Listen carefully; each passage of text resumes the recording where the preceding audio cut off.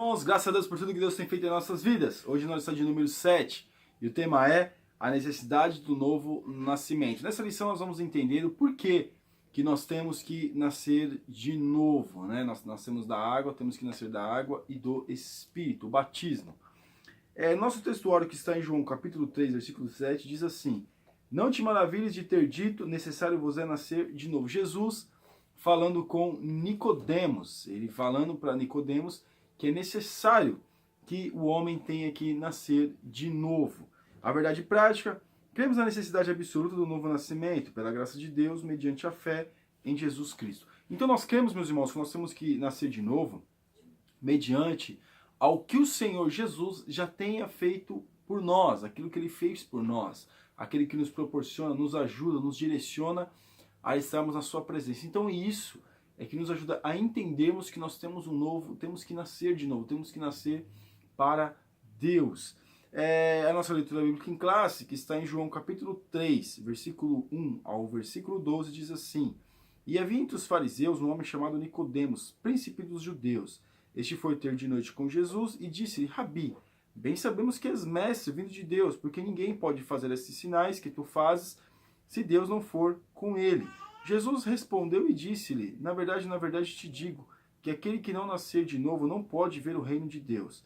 Disse-lhe Nicodemos: Como pode um homem nascer de novo, nascer sendo velho? Porventura pode tornar a entrar no ventre de sua mãe e nascer?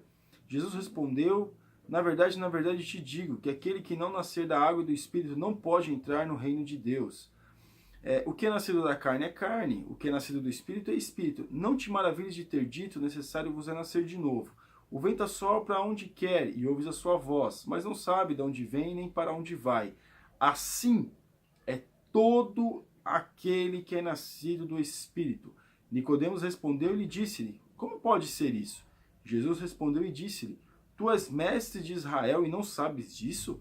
Na verdade te digo, que nós dizemos o que sabemos e testificamos o que vimos, e não aceitais o nosso testemunho. Se vos falei de coisas terrestres e não crestes, como crereis se vos falar das celestiais?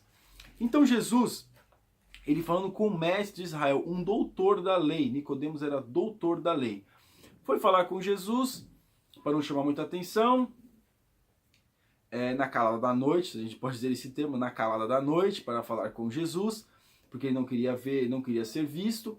E aí, Jesus, conversando com ele, fala acerca do novo nascimento. Nicodemos, com todo o seu conhecimento acerca da lei, com toda a sua posição que ele tinha no Sinédrio, ele deveria, irmãos, nascer de novo. Jesus viu, falou para ele a necessidade de nascer de novo. Então Jesus aqui falando para Nicodemos a necessidade de nascer de novo. Por quê?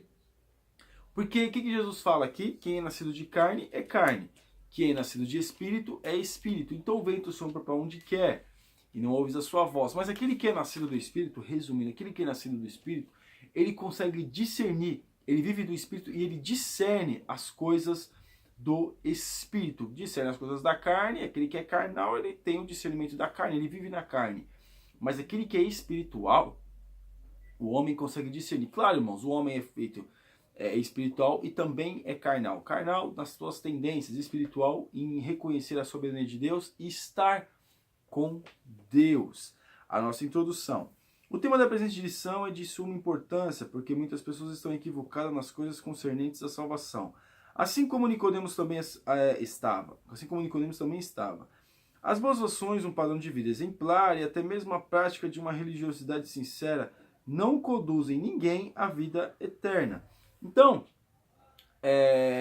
Nicodemos, irmãos, era um religioso exemplar, era um instrutor, era um mestre da lei, era um instrutor da lei. Então, ele seguia a lei, vamos dizer assim, à risca. Ele seguia a lei, ele estava na lei, ele vivia a lei. É claro que aí depois a gente vê que eles são hipócritas, que eles fazem coisas que criticavam as pessoas uma coisa, mas também faziam outras. Porém, a estética da religiosidade deles era bem vista por muitos. Porém, nós vemos também que o Senhor Jesus falando para ele que não apenas, só isso não bastava. Necessário é nascer de novo. É a necessidade do novo nascimento, a necessidade de se arrepender dos seus pecados, de ter uma mudança de vida, de ter uma mudança de conduta, de ter uma mudança na sua existência a partir daquele momento. Um líder religioso bem intencionado. Quem é Nicodemos? Muito pouco se sabe a respeito dele. Seu nome é grego, significa vencedor do povo. Era fariseu, um príncipe do povo e membro do Sinédrio. Nicodemos viu em Jesus algo que não existe em nenhum dos seres humanos, mas ainda assim parece que não queria ser visto pelo povo conversando com o mestre. Talvez isso justifique o fato de ter ido à noite encontrar com o Senhor. Nicodemos, claro, pediu com certeza a oportunidade ou uma audiência com Jesus, como nós vemos aqui. Nicodemos nunca mais foi o mesmo depois desse encontro com Jesus. Então, ele nunca foi o mesmo, com certeza pediu esse diálogo, essa audiência com Jesus. Mas, meus irmãos, ele estava bem intencionado, segundo o historiador aqui, segundo o comentarista da revista, defende. Se nós olhássemos bem ali, queria conversar com Jesus, de repente nunca viu alguém ensinar como Jesus ensinava, fazer aquilo que Jesus fazia, e estava impressionado acerca de Jesus. Mas é triste, porque quando Jesus ele começa a indagar e deveria nascer de novo, ele começou a entender que com certeza deveria mudar de vida. O homem deveria deixar a sua religiosidade, não que o conhecimento dele não serviria para ser um servo de Deus. Porém, nós vemos que Deus ali, o Senhor Jesus, dando a oportunidade para ele enxergar. Porque Jesus estava ganhando muitas pessoas. Jesus estava pregando e muitas pessoas estavam sendo seguidores. É claro, nós não temos que ser apenas seguidores, mas discípulos de Jesus. Mas nós vemos que muitos estavam ali. Mas para ganhar um mestre da lei, um instrutor da lei como Nicodemos, Jesus, ele começa a falar para ele e parece que ele ali estava fazendo o papel de quem não entendia absolutamente nada. Fazendo o papel no sentido que ele realmente não estava entendendo nada. Mas mesmo assim, na sua religiosidade, em todas as suas formas, ele teve a oportunidade. Nicodemos teve a oportunidade de estar com Jesus, de ouvir Jesus, e através do próprio Jesus ele ia reconhecer a soberania do mestre. Então nós vemos ali Nicodemos tendo a oportunidade. Então Nicodemos era um homem que teve a oportunidade, mestre na lei, hábil na lei, porém nós vemos também que ele não aceitou a oportunidade de estar com Jesus, no sentido de se converter verdadeiramente e ser um discípulo de Jesus. Deixar a sua posição de mestre da lei, de reconhecido no Sinédrio, para sofrer por amor a Jesus. Os fariseus representavam o povo e, apesar de serem minoria na sociedade pré-cristã, exercia forte influência na comunidade judaica. Eram membros do Sinédrio e tornaram-se inimigos implacáveis de Jesus. Esse grupo formava uma seita. O apóstolo Paulo declara que o grupo de fariseus ao qual Nicodemos pertencia antes da sua conversão era a mais severa seita do judaísmo. Então, os fariseus tidos como uma seita.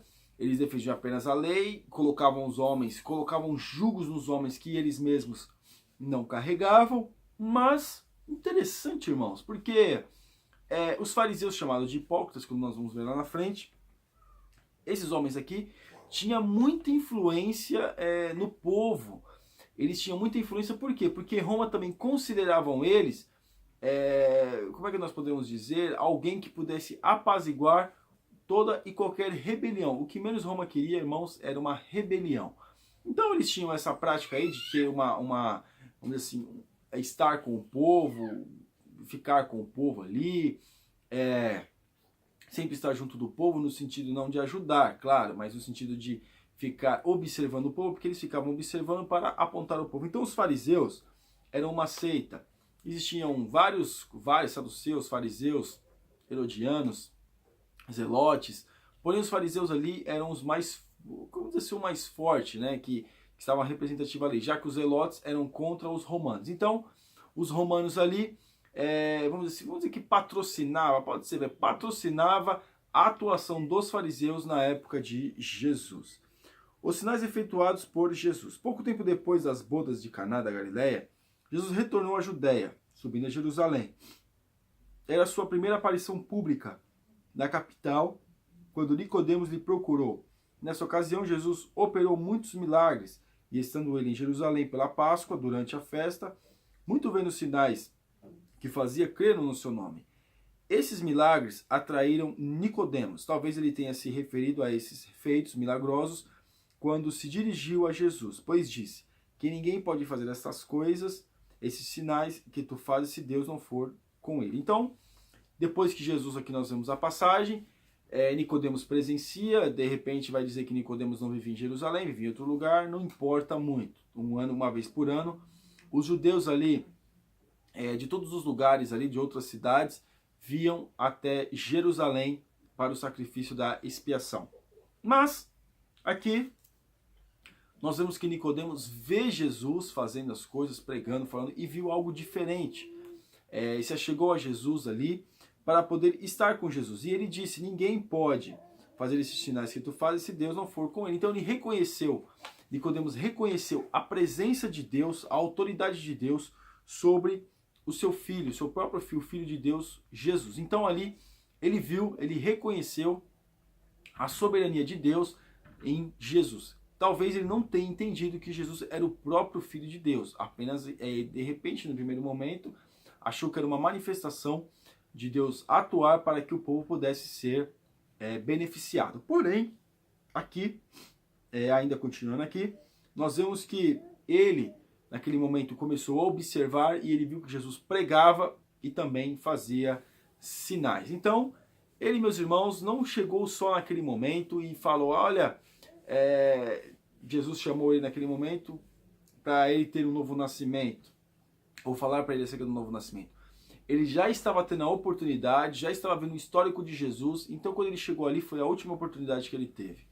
Só que Nicodemos escolheu ficar com o Sinédrio. Ainda bem que Paulo não escolheu o Sinédrio, escolheu ficar com o povo. Porque Nicodemos, meus irmãos, também era hábil na lei, assim como o apóstolo Paulo. O novo nascimento. É necessário nascer de novo. Talvez Nicodemos esperasse uma resposta elogiosa com retribuição de boas e sinceras palavras ditas a Jesus. Mas ele se surpreendeu com a declaração do mestre. Aquele que não nascer de novo não pode ver o reino de Deus. O que essas palavras significam? Nascer de novo é nascer da água e do Espírito. E isso significa regeneração. É o início de uma nova vida. Quando o pecador se torna nova criatura, criada em Cristo Jesus. Trata-se de uma experiência profunda com Jesus e não de mera mudança de religião. Jesus não estava pedindo para Nicodemos mudar de religião apenas, se assim nós podemos colocar. Não. Jesus estava chamando Nicodemos para nascer de novo, mudar de vida, nascer da água e do Espírito. Então aqui, trata-se de uma, até que eu vou ler de novo, isso significa regeneração. É o início de uma nova vida, quando o pecador se torna nova criatura. É uma nova criatura. Quando nós, o batismo, que nós ainda praticamos o batismo de João, nós vamos ver que é um novo nascimento, nós nos tornamos uma nova criatura e é necessário que nós venhamos a fazer isso.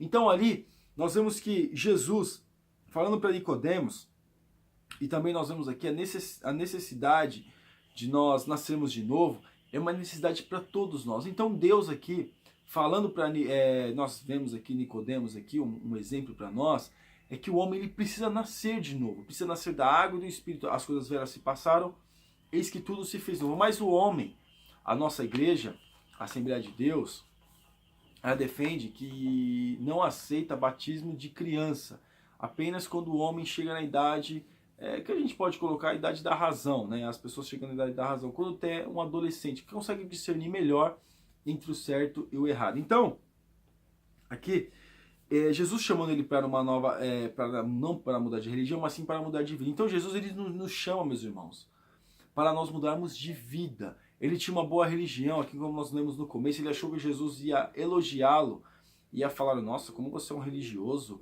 que bom isso, que agradável, que legal, nossa, que maravilhoso. Mas Jesus não fala nada disso, Jesus coloca ele, dando a oportunidade para que ele venha reconhecer aquilo que é de Deus. Regeneração. O termo significa literalmente gerar novamente. Isso aparece 2 vezes no Novo Testamento. A primeira no sentido escatológico. ao se referir à restauração de todas as coisas, e a outro como sinônimo de novo nascimento, cujo sentido é de salvação em Cristo. Então a regeneração, nós podemos nos regenerar em Cristo, ter uma nova oportunidade, nos regenerar e nos limpar de todo o mal, Deus nos dando a oportunidade de não fazermos aquilo que nós erramos outra vez. Então todas as oportunidades que Deus nos dá para a regeneração.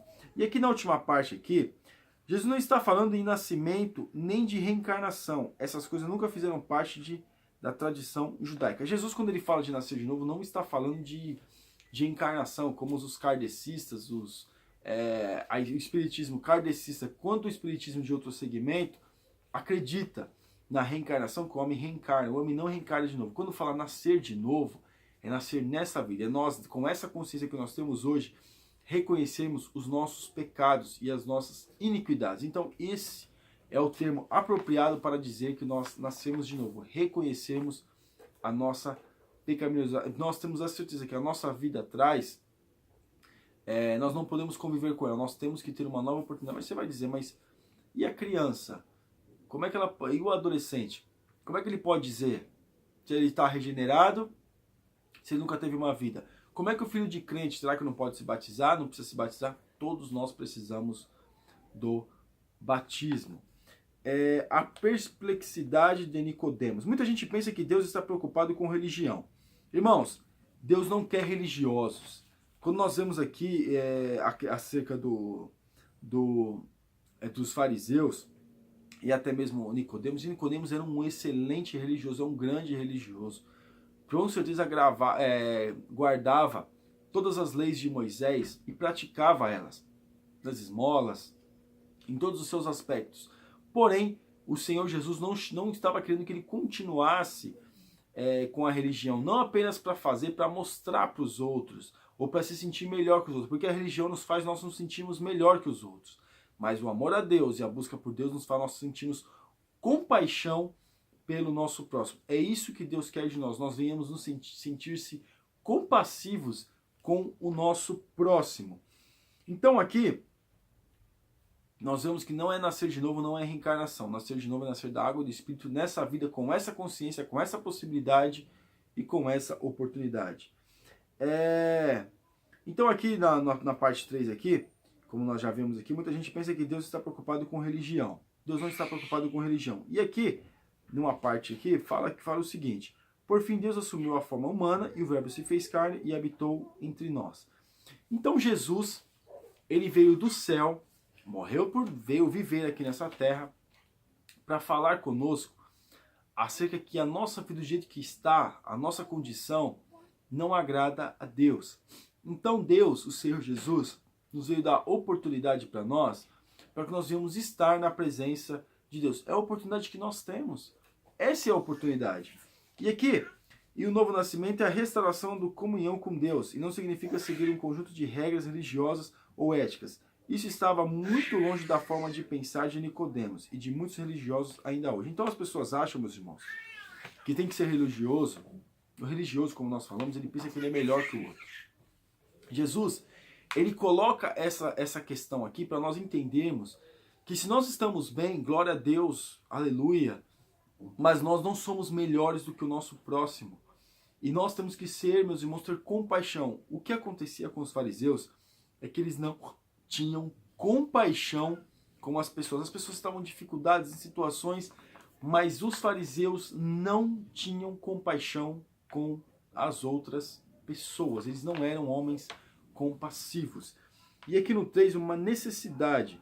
O estado humano, a Bíblia ensina e a experiência humana confirma que todos os seres humanos estão mortos em ofensas e pecados. Nós herdamos, como nós falamos na lição passada, na lição 6, nós falamos acerca da pecaminosidade humana. Nós vemos, irmãos, que mesmo com o homem, o seu estado pecaminoso, o Senhor ainda dá oportunidade para que ele venha nascer de novo. Uma nova criatura. Um novo homem com novas ações. E ainda diz mais.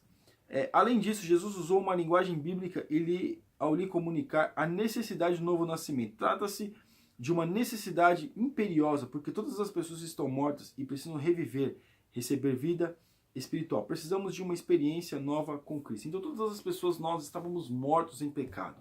Mas através de Jesus, nós temos a oportunidade da regeneração, de estarmos com Deus, de buscarmos a Deus e de agradarmos a Deus.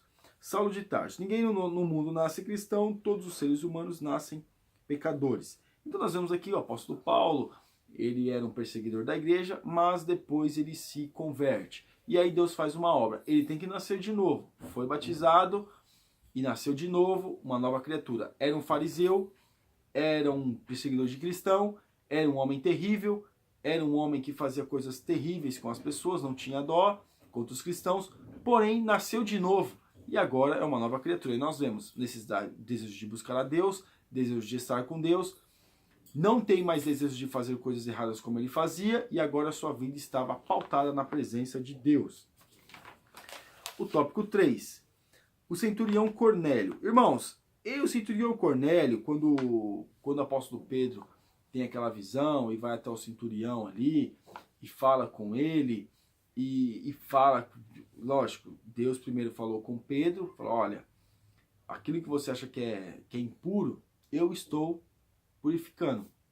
Tinha uma barreira, meus irmãos, entre os cristãos, entre os judeus e os gentios. Então o Senhor estava abrindo as portas agora para os gentios. Não existe salvação sem Jesus. Nicodemos e Paulo eram israelitas e professavam a religião dos seus antepassados: Abraão, Isaac, Jacó, Samuel, Davi e outros patriarcas, reis e profetas do Antigo Testamento. Mas eu achei interessante aqui, Paulo e Nicodemos, eles praticavam a religião. Agora nós vamos ver o que Cornélio fazia. Cornélio era romano, e mesmo assim, talvez por influência da religião judaica, era piedoso e temente a Deus com toda a sua casa, o qual fazia muitas esmolas ao povo e de contudo orava a Deus. Olha, veja bem. Observe que essas atitudes de Cornélio tinham a aprovação divina. Tinha a aprovação divina, dar aos pobres e as suas orações. Mas ninguém é salvo pelas obras. Por isso, o apóstolo Pedro foi enviado para falar a Cornélio sobre a salvação em Cristo. A descrição bíblica da conduta de Cornélio se repete ao longo da história humana, mas nas mais diversas culturas e civilizações. A conversão envolve fé, arrependimento e regeneração. A salvação é um dom de Deus mediante a fé em Jesus. O Senhor nos concede esse dom mediante a nossa fé em Jesus. A oportunidade de nascer de novo.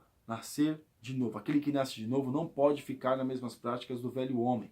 Não pode praticar aquilo que o velho homem pratica. Então nós vemos aqui a diferença entre Cornélio e Paulo e Nicodemos. Cornélio era um homem piedoso, praticava as coisas que achava que era certo, não era um religioso, mas mesmo assim, mas também Deus, o Senhor, deu a oportunidade para Cornélio vir a aceitar ou vir ter a oportunidade ao arrependimento. A conclusão: ainda hoje muitas pessoas religiosas e sinceras como Cornélio e pessoas bem intencionadas como Nicodemos.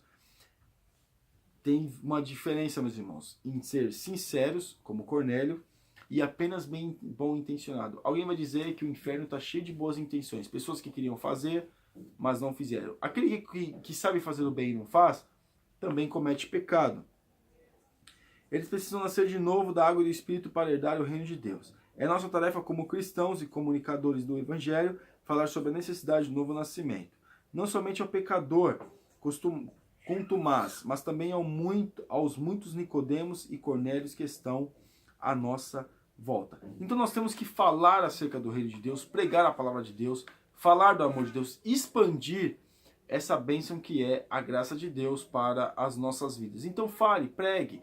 As pessoas muitas vezes não vão aceitar, mas Deus, Ele aceita a nossa vida. Nascer de novo. Não apenas basta ser religioso, mas ser um praticante da palavra de Deus. Ter compaixão, não apenas ter uma prática religiosa, mas ter sentimentos para com o próximo. Esse é o Evangelho de Jesus. Amém, irmãos? Que Deus abençoe os irmãos em nome de Jesus. Você, ainda que não é assinante do nosso canal, está convidadíssimo a assinar. Compartilhem os vídeos, irmãos, que vai ser bênção para nossas vidas. Amém? Que Deus abençoe os irmãos, em nome de Jesus. Amém.